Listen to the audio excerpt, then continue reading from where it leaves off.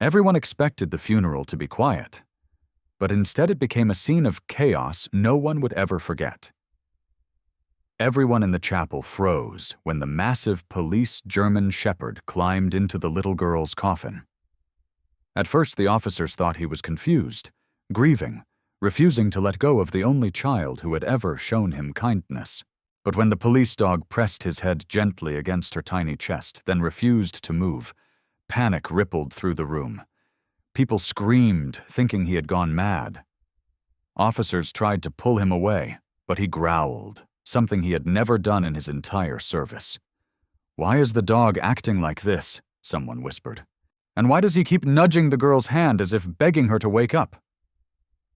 He knew something everyone else didn't. He was warning them. But for what? No one at the funeral understood what was happening. He growled at anyone who got too close, his grief roaring deeper than anyone imagined. Everyone thought this was just a heartbreaking goodbye. And then he began scratching wildly, whimpering, barking, tearing at the coffin like he was trying to dig someone out. Her parents stood in shock. Mourners whispered in confusion. One of the officers, trembling, whispered, "Why won't the dog leave her side? What is he sensing?" Then her mother collapsed to her knees, and a whisper spread through the room. "Why is the dog acting like she's still alive?" But no one had any answer. The police dog was trying to tell them something no one was prepared to hear. What happened next shocked everyone. Before we start, make sure to hit like and subscribe. And really, I'm curious. Where are you watching from? Drop your country name in the comments. I love seeing how far our stories travel. The funeral chapel was drowning in silence. Not the peaceful kind, but the heavy, suffocating silence that clings to every heartbeat and refuses to let go. Rows of mourners filled the room, their faces pale, their expressions frozen between disbelief and heartbreak. No one could accept what they were seeing. No one believed they should have been standing here today, saying goodbye to a child who hadn't even learned to spell her own name yet. At the center of the chapel, beneath the shimmering light of the chandelier, lay a small white coffin trimmed with soft lace. Inside it was a little girl no older than 5, her auburn curls brushed neatly around her delicate face. She looked as though she was merely sleeping, peaceful, untouched by the tragedy that had stolen her life far too soon. A blue dress wrapped her tiny frame, and a silver bracelet encircled her wrist, a gift from her mother just weeks before. But it wasn't the girl who left the crowd stunned.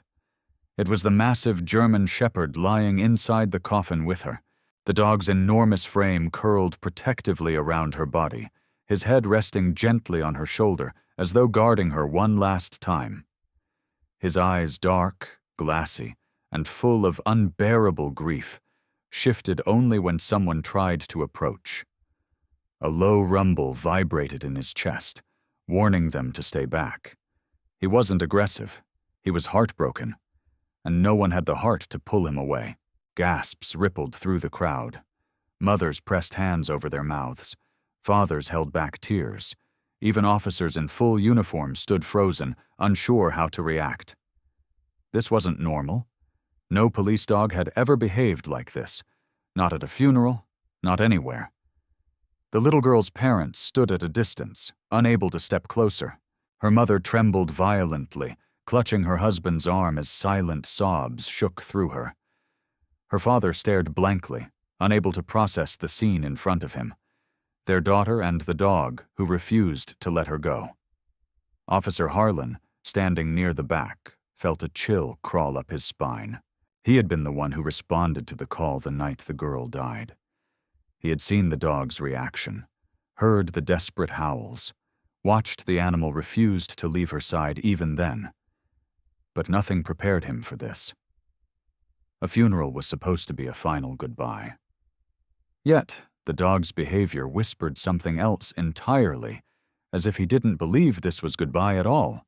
And deep down, Harlan felt an unsettling truth rising in his chest. Something about this funeral didn't feel right. Whispers rippled through the chapel as mourners watched the German shepherd with a mixture of shock and aching sorrow. No matter how gently people called his name, no matter how softly they tried to coax him out, the dog refused to move even an inch. His body rose and fell in slow, trembling breaths. But his gaze never left the little girl's still face. Every time someone attempted to approach the coffin, he lifted his head and released a low warning growl, not from aggression, but from pure, desperate protectiveness. Officer Mills, one of the senior officers present, stepped forward cautiously. "Easy, boy," he murmured, hands out in a calming gesture.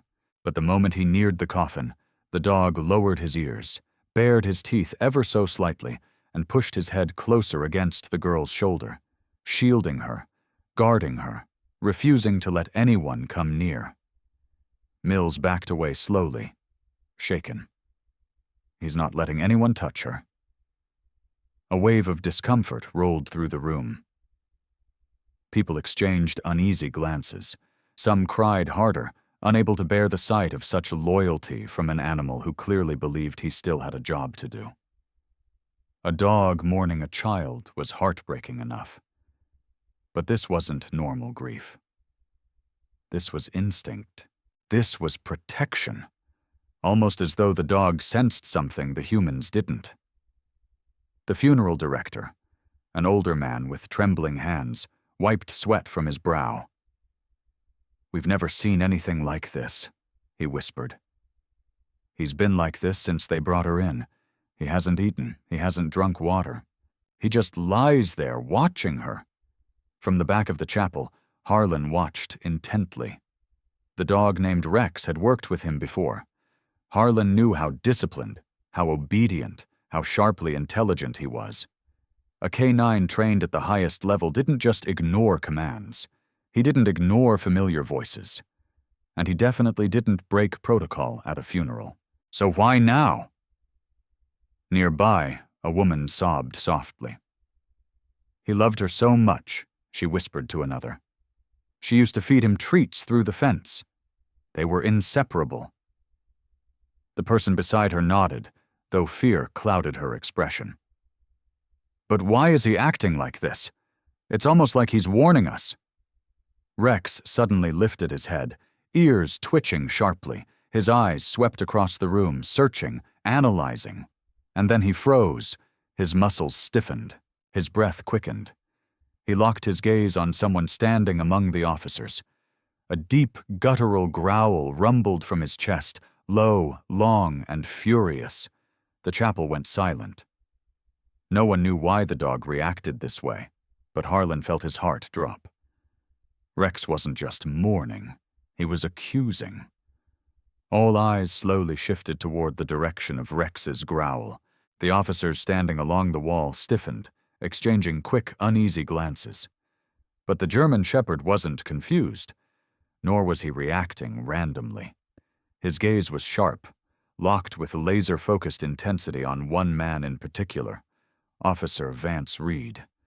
Reed stood frozen among the other officers, his posture rigid, his jaw clenched tight. He was normally calm, collected, even admired for his discipline. But now, under the weight of Rex's unblinking stare, something flickered across his face. A momentary twitch, a crack in his controlled expression. He shifted uncomfortably, adjusting his tie, even though it wasn't crooked. A whisper rustled through the crowd like a cold draft. "Why is the dog staring at him like that? Does he know him? What's going on?" Harlan narrowed his eyes. Rex didn't react like this to just anyone. He wasn't easily startled, and he never growled without purpose. The dog's training was built on identifying danger, on detecting lies, on reading the unspoken. And right now, everything about his body language screamed one message. Something about Officer Reed wasn't right. Rex pressed his head protectively against the girl's body, as if shielding her from the man across the room. His ears were pinned flat, a sign of distress. His muscles trembled, not from fear, but from restraint. He wanted to move. He wanted to confront, but he stayed at the child's side, torn between devotion and instinct. Reed cleared his throat, attempting to steady himself. "What's wrong with that dog?" he asked, forcing a laugh. It came out thin and brittle. "He's acting like I did something." His attempt at humor fell dead in the air. No one smiled. Harlan stepped forward slightly, watching Reed's reactions with the trained eye of someone who had interrogated countless suspects. The man avoided eye contact with the Coffin. He kept glancing at the exit. His fingers tapped at his belt, restless and uneven. Rex growled again, louder this time. Reed flinched. That small reaction didn't go unnoticed. A murmur rippled through the officers. Mills leaned closer to Harlan and whispered, "You seeing this too?" Harlan nodded slowly, his gut twisted. Rex wasn't aggressive by nature. If anything, he was famously calm.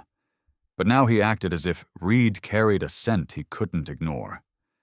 One he associated with danger, with threat, with guilt. Reed's voice finally cracked. "Someone get that animal under control." Harlan's eyebrows lifted. Animals don't lie. Dogs don't accuse without reason. And Rex, a highly trained K9, had just singled out a police officer at a child's funeral. Something was terribly, terribly wrong. Long before the funeral, long before the tragedy that shattered an entire community, Rex had been nothing more than a disciplined, highly trained police dog assigned to Officer Harlan. He was strong, fearless, and focused until the day he met a little girl with auburn curls and an innocent smile that melted even the hardest hearts. It happened on an afternoon patrol. Harlan had stopped by a quiet coastal neighborhood in Seaside Bay, checking on a series of break-ins reported over the week. Rex was sniffing along the sidewalk when he suddenly froze. Harlan braced himself, expecting danger, only to hear a tiny giggle from behind a white picket fence.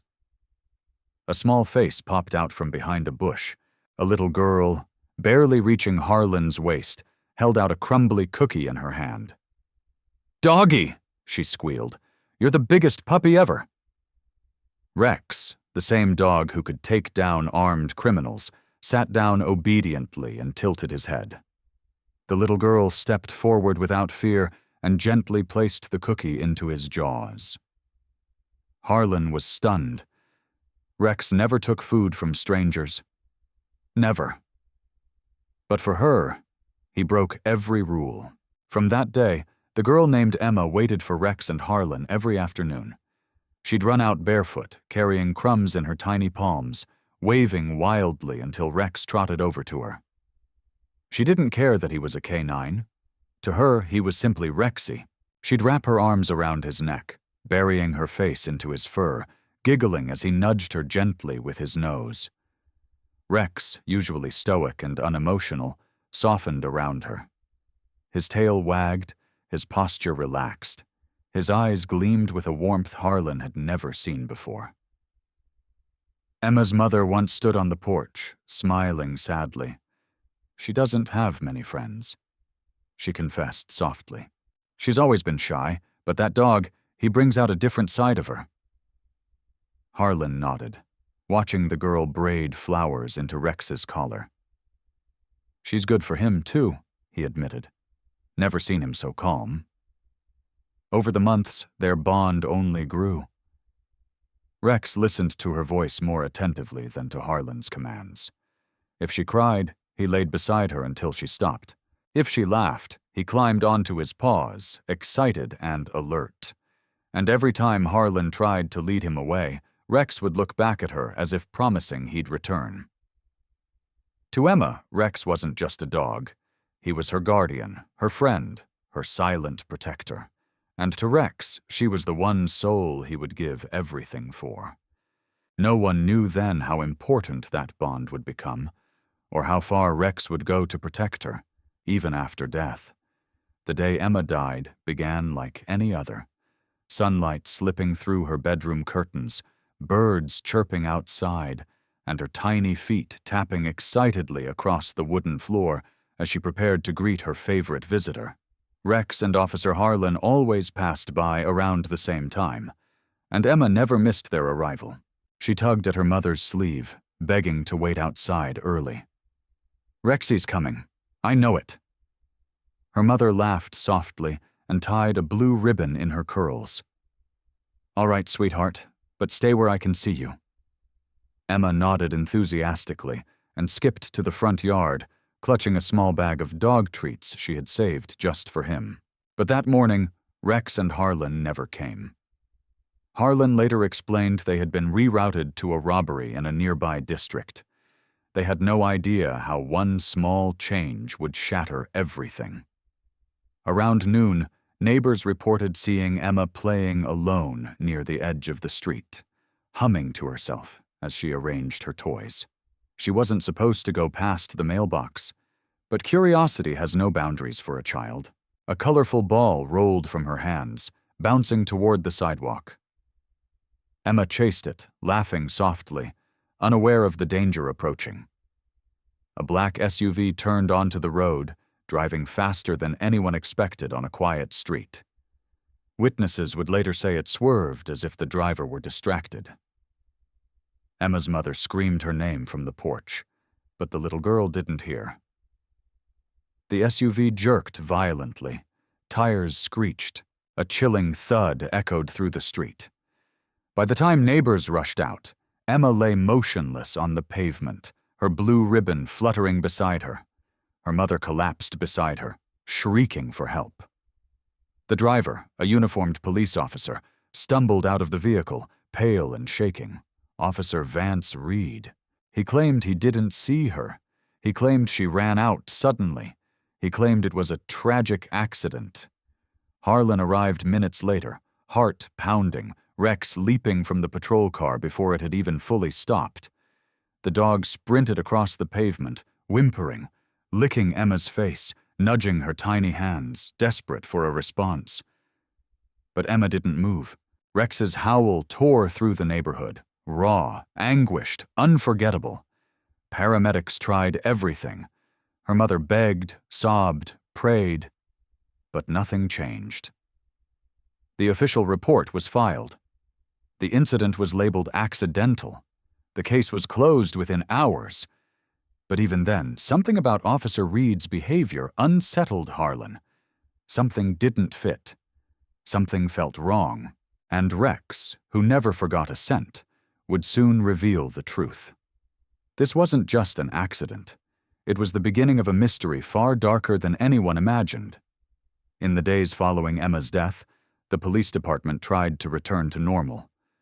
But something hung in the air, a heaviness no one could shake. The report had been signed, the case marked accidental, and the file tucked neatly into a drawer. But those who had been on the scene, those who had watched Rex's reaction, and those who noticed the inconsistencies, couldn't let it rest. Harlan sat at his desk late one evening, staring at the thin stack of papers in front of him. The official narrative painted a clean story. Emma had run into the street. Reed had been driving under the speed limit, and everything pointed to a tragic misstep. But the details felt wrong. Too clean, too perfect. And the more Harlan read, the more his gut twisted. Why had Reed been in that neighborhood at that exact time? Why didn't his dashboard camera capture the impact? Why had Rex reacted to him with such violent recognition? He rubbed his jaw, exhaling slowly. Rex lay under his desk. But even in sleep, the dog twitched, whimpered, and growled as though trapped in nightmares only he could understand. Across the room, Officer Mills walked in quietly and shut the door behind him. "Harlan," he said in a low voice. "I heard you're going over the case again." Harlan hesitated before nodding. Mills sighed. "You're not the only one." He dropped a separate file onto Harlan's desk. "I pulled Reed's driving logs. Something's off. His route doesn't match what he reported. He wasn't supposed to be anywhere near Bayview Lane." Harlan's brows tightened. So why was he there? That's just it, Mills murmured, lowering his voice. He refused to answer questions beyond the basics. Said he was following a lead, but he never documented one. Harlan's stomach sank further. He flipped through the pages again. Several neighbors had reported seeing the SUV earlier that morning, circling, slowing, pausing at corners. Reed denied all of it. And then there was the missing footage. The dashcam had automatically shut off minutes before the collision. Reed claimed it malfunctioned, but there was no request for a repair record. No earlier complaints. Cameras don't just die on their own. Mills leaned closer. Rex knows something, Harlan. He's reacting to Reed like he's a threat. Dogs don't fake that. As if on cue, Rex's head snapped up, ears rigid, a low growl humming from his chest. He gazed at the door, the hallway beyond it, as if sensing the man they were discussing. Harlan exchanged a grim look with Mills. Something wasn't just wrong with their report. Something was being hidden. And whatever it was, Rex had known from the very beginning. Rex had barely moved since the funeral. He lay beside Emma's coffin, like a statue carved from grief. No food, no water. Only the rise and fall of his chest proved he was still alive. Harlan stayed near him the entire time, keeping a quiet vigil, hoping the dog would eventually let go. But Rex's eyes were always distant, focused on something no one else could see. It happened just after sunrise on the second day of the funeral viewing. The chapel was empty except for Harlan, Rex, and a janitor sweeping quietly in the corner. Harlan knelt beside the coffin, gently brushing his fingers through Rex's fur. "Buddy," he whispered, "you can't stay here forever." Rex didn't look at him. Instead, he pressed his nose against Emma's small hand one last time, and then he moved slowly. At first, lifting his head, shifting his weight, stepping out of the coffin with a reluctant ache that made Harlan's heart crack. It was the first time the dog had left her side in nearly 40 hours. But instead of collapsing in exhaustion, Rex stood alert, nose twitching, ears rising with unmistakable purpose. Harlan frowned. "Rex, what is it?" The dog paced toward the exit, then stopped, looking back at Harlan with urgent eyes. He barked, short, sharp, insistent. Not a cry of pain, not a plea for comfort, a command. Rex darted toward the door again, pawing at it this time, whining impatiently. The janitor jumped, startled by the sudden shift in energy. Harlan rose to his feet, tension surging through him. "You want me to follow you?" Rex barked again. Harlan didn't need a third cue. He grabbed his jacket, pushed the door open, and allowed Rex to lead. The dog sprinted down the hallway with determination, nose pressed low to the ground, weaving left and right as if tracing a scent he had memorized. His muscles trembled with urgency. They burst out of the funeral home into the crisp morning air. Rex didn't pause. He shot down the sidewalk, turned at the intersection, and headed straight into the residential neighborhood where Emma had lived. Harlan felt chills run along his arms. "Rex, why here?" The dog stopped abruptly in the middle of the street. His body stiffened, his tail dropped. He growled deep, low, dangerous. Harlan followed the line of Rex's stare, and his blood went cold. Parked at the end of the street, half hidden behind a row of bushes, was the same black SUV from the day Emma died. Officer Reed's SUV. Rex stepped forward, hackles rising. For the first time, Harlan understood. Rex didn't leave the coffin to mourn. He left it to lead them to the truth. Harlan stood frozen, staring at the black SUV like it was a ghost resurrected from the past. The vehicle sat quietly at the curb, cold and still, its windows darkened. Rex growled again, inching closer, nose quivering as if confirming a scent he already knew too well. Harlan's pulse hammered in his ears. "What are you trying to show me, boy?" he whispered. Rex pressed his nose to the driver's door, then whipped around and barked sharply, demanding.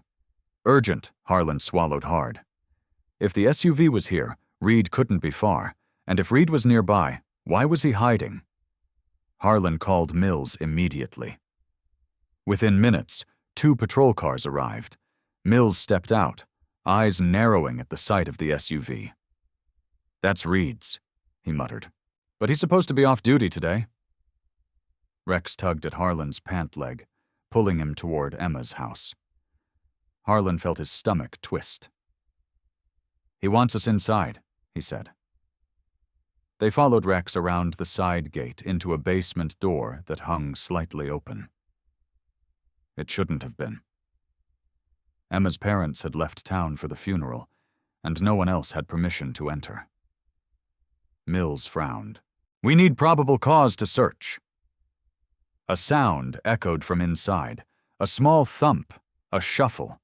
Rex lunged, barking furiously, trying to push his way in. Harlan didn't hesitate. He swung the door open. The basement was dimly lit, filled with storage boxes and old toys. But Rex wasn't sniffing for scents. He was heading straight for the home surveillance setup on the far wall. Harlan's breath caught. A monitor was still on. Someone had been watching the footage. Mills stepped closer, eyes widening as he rewound the video. "This is from the day Emma died," he whispered. "Look on the screen." Emma played happily in the yard. The recording should have shown her running toward the street, but instead something else appeared. Reed's SUV creeping down the block much earlier than he claimed. Rex whined sharply as Mills slowed the footage. Reed wasn't distracted. He wasn't speeding. He wasn't even looking forward. He was watching something on his phone. Text messages. Repeated messages. Something or someone had been instructing him. Harlan felt his jaw clench. He lied. And then the crucial moment. Emma didn't run into the road. She stopped. She looked up, her mouth opened to say something, and then she stepped backward, startled as Reed's SUV swerved directly toward her. Mills slammed his fist against the table. This wasn't an accident. Rex barked in agreement, his eyes locked on the screen, but the worst part, a second figure appeared off camera. Just a shadow, just a movement. Someone else had been there, and that someone didn't want Emma alive. By the time the sun dipped behind the rooftops, the station was buzzing with whispers. Harlan and Mills had brought in the newly uncovered footage, and word had spread like wildfire. For the first time since Emma's death, officers were questioning the man they once trusted without hesitation. Officer Vance Reed. Reed sat inside interview room 3, tapping his fingers nervously against the cold metal table. His uniform looked crisp, but his face betrayed him, sweat gathering beneath his collar, jaw twitching every few seconds. He kept glancing at the door, waiting for someone to tell him he was free to go. No one did. Harlan entered with a tablet under his arm. Rex followed, leash tight, posture rigid. The dog's eyes narrowed the moment he saw Reed. His growl wasn't loud this time, not like at the funeral, but it was deep, controlled, dangerous. Reed stiffened. "Get that dog out," he snapped sharply. "I don't feel safe with it here." Harlan ignored him and took a seat. "Funny," he said quietly. "Rex has never had a problem with anyone before." "Only you?" Reed scoffed, but it came out shaky. "He's an animal. Animals get confused." "No," Harlan said calmly. Rex doesn't get confused. He remembers sense, he remembers fear, and he remembers guilt. Reed's jaw clenched. "Are you accusing me of something?" Harlan placed the tablet on the table and pressed play. The footage began to roll, the SUV creeping down Bayview Lane long before the incident. Reed's face paled instantly.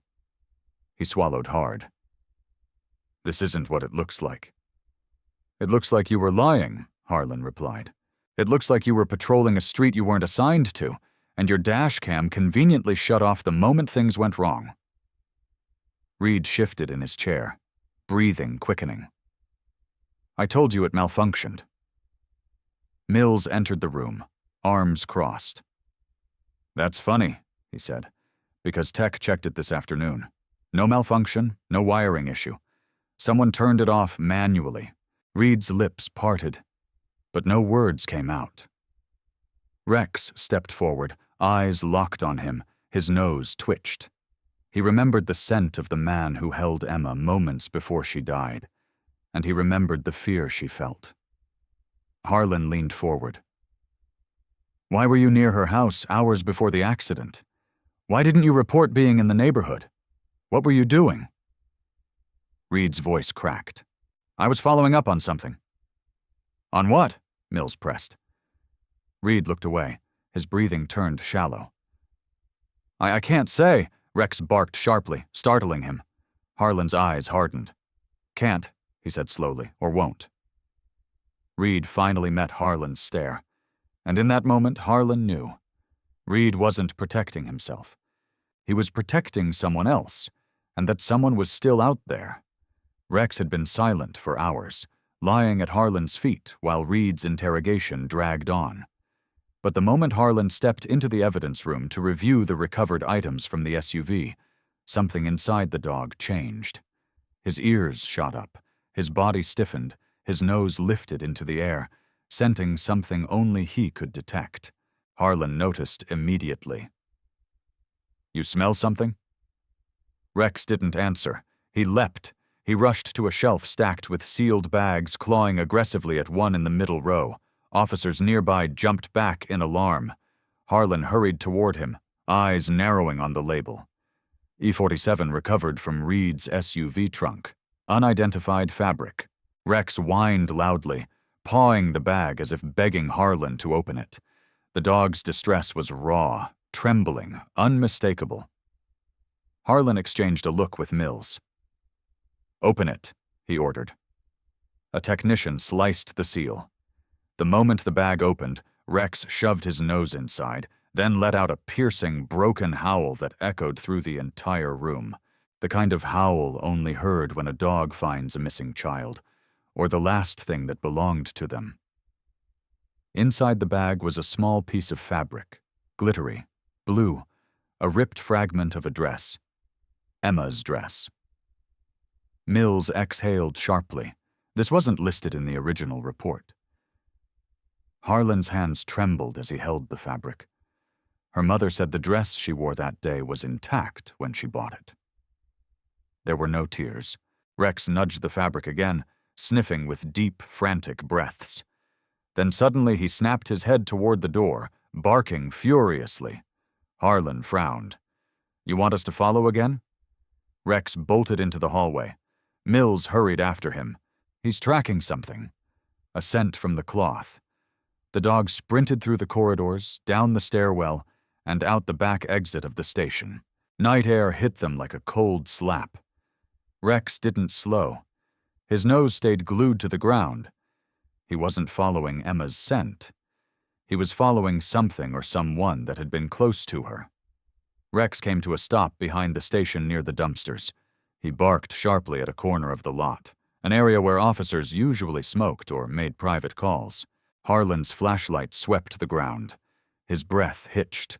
A set of footprints partially smudged, leading away from the station. Mills knelt beside them. "These aren't Reed's boots." Rex lowered his head and growled deep and furious. Someone else had handled Emma before she died. Someone who left traces behind. Someone still close to the department. Harlan felt his blood run cold. "This wasn't just Reed," he whispered. Rex barked once, sharp, certain. It was bigger, much bigger.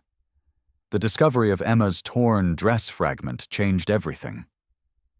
Within the hour, Harlan and Mills were in the medical examiner's office, Rex pacing anxiously at their heels.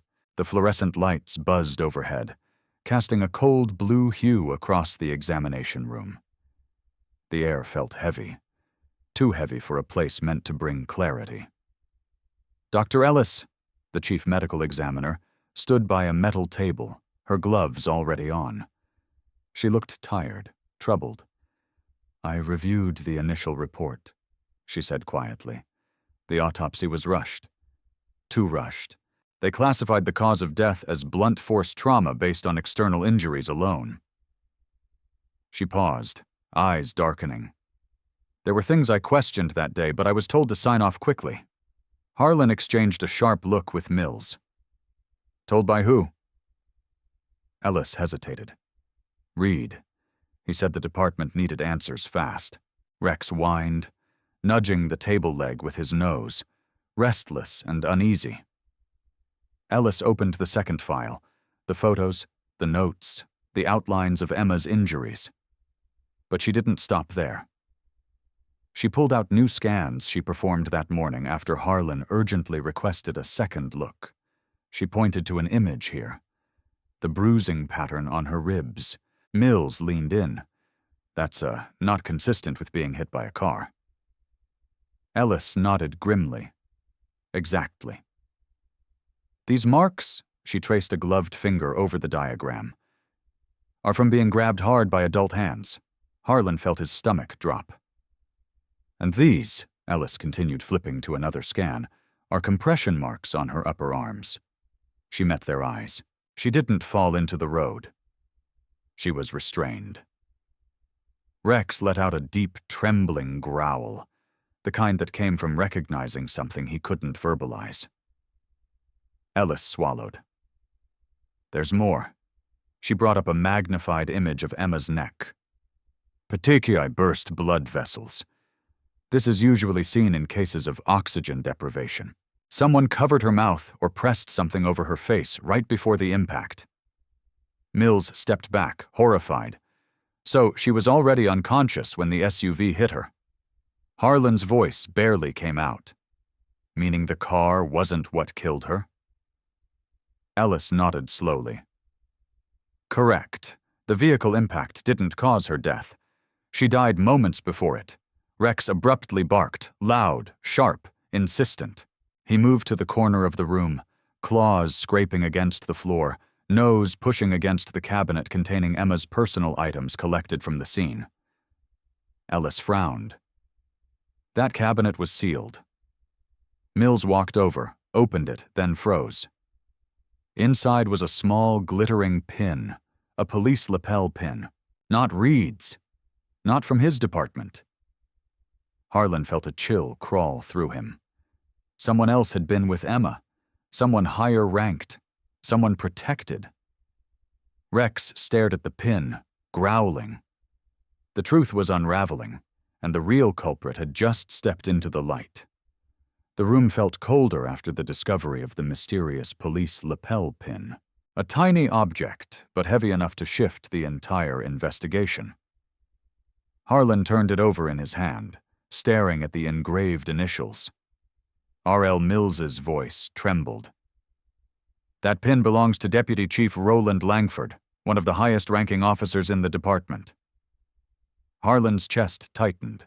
Langford was respected, feared, and almost untouchable, but the presence of his pin among Emma's belongings was impossible to ignore and impossible to explain away. Rex paced restlessly, sniffing the air, nudging Harlan's leg, urging him again. He wasn't done. He hadn't shown them everything. "Where now, boy?" Harlan whispered. Rex sprinted for the door. Mills and Harlan exchanged a tense look before following him out of the medical examiner's office, through the hallway, and into the parking lot. The dog's nose stayed glued to the ground, tracing the scent from the pin, the dress fragment, the evidence no human could interpret as precisely as he could. Rex suddenly veered left toward the restricted section of the police lot where senior staff vehicles were parked. Harlan's pulse quickened. "Is he going to Langford's car?" Mills muttered. Rex didn't stop at the deputy chief's black SUV. He sniffed it, growled once, then kept going. Past the lot, past the station, toward a path leading behind the precinct, one most officers never used. The narrow walkway was overgrown with weeds and led to a maintenance shed used for old equipment and storage. No cameras, no foot traffic, isolated. Rex halted in front of the rusted door and barked with fierce urgency. Harlan's hand hovered over the handle. This shed. No one's used it in years. Mills shook his head. Not officially. Harlan pushed the door open. A wave of cold, stale air drifted out. The interior was dim, but a faint glow flickered from a light in the back. Dust swirled in the beam of Harlan's flashlight as he stepped inside. Rex darted to a large metal locker along the back wall. He pawed violently, claws scraping metal, barking like his heart might break. Harlan yanked the locker open. Inside were items that didn't belong there. A child's backpack, a pair of tiny shoes, a blood-stained cloth, and a small stuffed toy, Emma's favorite bear. Mills stepped closer, horrified. Dear God, these were never in evidence. Rex nudged the bear gently, his eyes reflecting raw, aching grief. Then he turned his head sharply toward a stack of documents shoved behind a toolbox. Harlan pulled them out. Pages of secret communications, unauthorized call logs, and surveillance photos of Emma taken days before she died. Mills's voice cracked. This wasn't an accident. This was planned. Rex growled at the doorway because someone was watching them. Someone who didn't want them discovering the truth hidden inside the shed. Harlan's flashlight trembled in his hand as the shadows in the shed shifted. Mills stepped forward instinctively, placing himself between the door and Harlan, his hand hovering near his holster. Rex's growl deepened, low, rumbling, ready to erupt if needed. Someone was outside, someone who had followed them, someone who wasn't supposed to know they were here. A slow crunch of gravel, a faint exhale, and then Deputy Chief Roland Langford stepped into view. His uniform was immaculate, his posture calm, but his eyes, those cold, calculating eyes, landed on the shed with unmistakable menace. "Officers," he said, voice smooth as glass, "why are we rummaging through restricted property?" Harlan felt a chill crawl down his spine. Langford didn't ask what they had found. He already knew. Mills spoke carefully. "Sir, we found evidence related to Emma's case, evidence that shouldn't have been here." Langford's expression didn't shift, not even a flinch. "Then close that locker and forget whatever you think you've discovered." Rex barked viciously, lunging forward, teeth flashing. Harlan held him back, but the dog didn't stop snarling. Langford watched him with thinly veiled disdain. "That dog," Langford murmured, "has been a problem from day one." Harlan's blood boiled. Rex found Emma's belongings. "You didn't think anyone would ever look here, did you?" Langford sighed, almost bored. "I tried to handle this quietly. You two had no involvement in this investigation anymore, yet here you are making things complicated." Mills stepped closer. "You were there the day Emma died." Langford didn't deny it. Harlan's chest tightened. "Why? Why would you be anywhere near her?" A long, chilling pause followed. Then Langford finally spoke. "Reed wasn't acting alone," he said calmly. "He was following orders. Mine." Harlan felt the world tilt. Langford continued, voice eerily steady. "A complaint was filed against me. A harassment accusation from Emma's mother." He shook his head. "Unfounded, of course, but a scandal like that destroys careers, families, everything." Mills stared at him in horror. "So, you tried to scare her? Threaten her?" Langford smirked. "I only told Reed to remind her who she was dealing with." Unfortunately, he panicked. The girl ran. Things escalated. Harlan's voice cracked. "You covered it up." "Of course I did," Langford replied coldly. "For the sake of the department." Rex barked violently, pulling so hard that Harlan nearly lost grip. Langford took a step forward, and that's when the truth became undeniable. Rex didn't growl because Langford was guilty. Rex growled because he recognized Langford's scent. The same scent from Emma's torn dress. The same scent from the pin in her belongings. The same scent from the person who grabbed her. Emma hadn't stepped into the road at all. She had been running away from Langford. And Rex had known it from the very beginning. The moment Langford stepped forward, Rex lunged with a fury no one had ever seen before. Harlan barely held him back as the German shepherd snapped and snarled, teeth bared, every muscle trembling with rage. Langford didn't flinch. He simply smirked, lifting a hand as if shooing away a stray dog. "You can't prove anything," he said calmly. "The girl is gone. The report is closed, and you two are overstepping your rank." But Harlan wasn't listening anymore. Not to the words. Not to the threats. He was focused on Rex because the dog wasn't growling at Langford's face. He was growling at Langford's jacket, more specifically at the faint bulge inside the inner pocket. "Mills," Harlan whispered urgently. "Check his coat." Langford's eyes flickered just enough to give him away. Mills moved in, but Langford reacted faster. He grabbed the jacket edge, ripped it open, and sprinted toward the shed exit. Harlan shoved Rex aside. "Go." Rex bolted after him, claws scraping the dirt, his powerful body launching forward like a missile. Langford reached the trees behind the shed, but the dog was faster. He tackled Langford to the ground, pinning him with his full weight, snarling inches from the man's throat. Harlan and Mills arrived seconds later, wrestling Langford's arms behind his back, as Rex growled continuously, refusing to move until the cuffs were secure. Something fell from Langford's pocket and hit the ground with a soft clink. A small locket, blue, glittery. Emma's. Mills picked it up with trembling hands. He kept her locket all this time. Langford spat on the ground. She shouldn't have fought back. Rex barked, a vicious, fury-filled bark that shook every nerve in Harlan's body. But before Harlan could process anything, Mills's radio crackled. "Unit 3, urgent update. You need to return to the medical center immediately." Harlan grabbed the radio. "What happened?" A trembling voice answered. "It's about Emma." Harlan's heart froze. Minutes later, Rex and the officers rushed back to the medical center. Langford now in cuffs, cursing under his breath. The hallway was filled with frantic nurses and staff.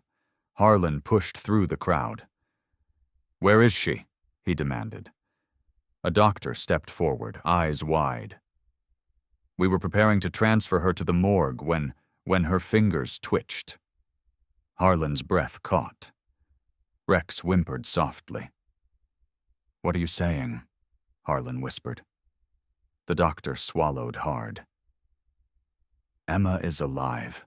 The world seemed to stop. Rex let out a soft, broken whine, half disbelief, half joy, and sprinted toward the recovery room. Harlan followed, heart pounding so violently he could barely breathe. Inside the small room, Emma lay on a hospital bed, pale but breathing. Her eyelids fluttered. Her tiny hand twitched.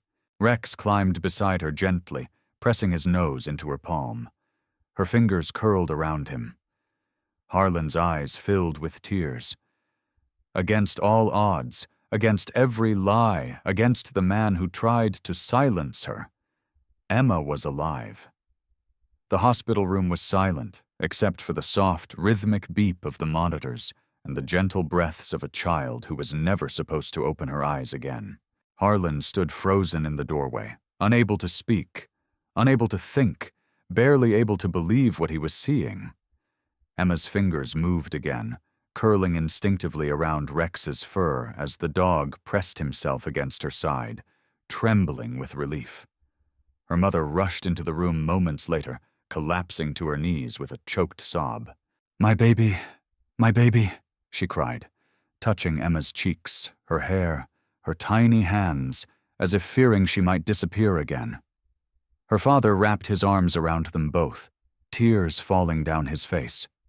Rex watched them quietly, head resting on Emma's shoulder, his chest rising and falling with deep, emotional breaths. For the first time in days, he wasn't growling. He wasn't pacing. He wasn't mourning. He was protecting her just like he always had. Dr. Ellis entered the room cautiously. "She's weak," she whispered, "but stable." The oxygen deprivation caused her to slip into a deep, unconscious state, one that mimicked death. If Rex hadn't reacted at the funeral, we might never have discovered it in time. Harlan swallowed hard. He tried to tell us. He never left her side. Ellis nodded. He saved her. Outside the room, officers gathered in silent shock as news spread. Langford was already in custody, his crimes exposed through the shed evidence, phone records, and Reed's confession. The department was reeling, an entire chain of command shaken by a truth they never imagined existed. Reed, now broken with guilt, admitted Langford's threats and manipulation, revealing the full depth of the cover-up. Mills approached Harlan quietly. "Internal affairs is taking over. Langford won't see daylight again. And Reed, he's cooperating, but he'll be imprisoned too." Harlan exhaled slowly. "It's over then." Mills shook his head. "No, it's over because of Rex."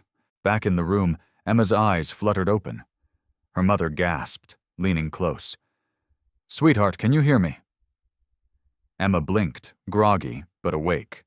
Her gaze moved slowly across the room until it landed on Rex. A tiny smile formed. "Rexy," she whispered, her voice fragile as paper. Rex's tail thumped gently against the bed. Harlan couldn't hold back anymore. He wiped a stray tear from his cheek. For all his years on the force, all the rescues, all the crimes he'd solved, nothing felt as powerful as this moment. A child saved, a monster exposed, a loyal dog proving once again that some heroes don't wear badges, they protect them. As the sun rose outside the window, casting warm light over the room, Harlan whispered, "You did it, Rex. You brought her back." Rex pressed his head against Emma, eyes closing peacefully. And for the first time since the tragedy began, everything finally felt right.